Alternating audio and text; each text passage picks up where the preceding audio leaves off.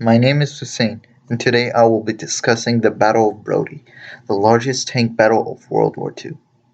Now, not many people know this battle because of one main reason: the multiple names it has. The Brody Tank War, the Battle of Dubno, the Battle of Lutsk, the Battle of Dubno-Brody are all names given to this conflict, but I will be referring to it as Brody. The battle itself took place in western Ukraine during the 23rd to 30th of June 1941. The 1st Panzer Group, under Army Group South, under the command of von Kleist with the strength of 750 panzers versus the 8th Mechanized Corps of Kreponos with 3,500 tanks, most of whom were outdated T-26s and BT-7s, not the more effective T-34s and KV-1s.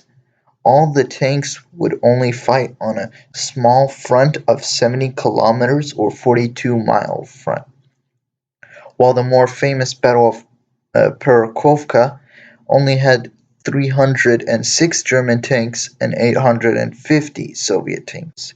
The battle itself was a Soviet disaster, and the 8th Mechanized Corps ceased to exist after the battle due to its horrifically high casualties and low numbers.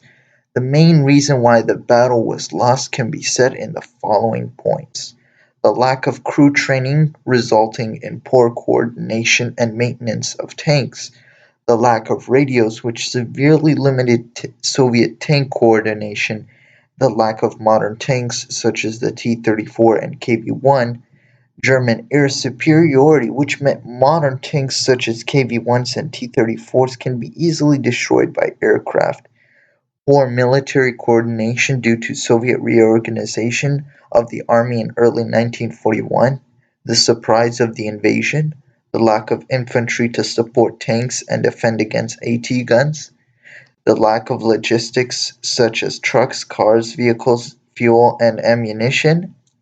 These points combined resulted in the disaster for the Red Army. Even before the first shot was fired, the Soviet forces were in poor state and unfit for large engagements such as Dubno. The casualties on both sides in terms of tanks are enormous.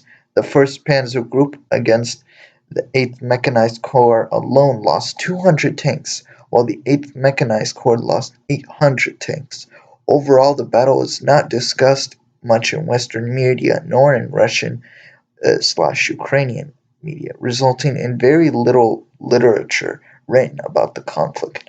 There are only two main historians I know who discuss the numbers in a large scale: Isaev and Glantz, and if you want a better idea of the battle, you should probably read their books.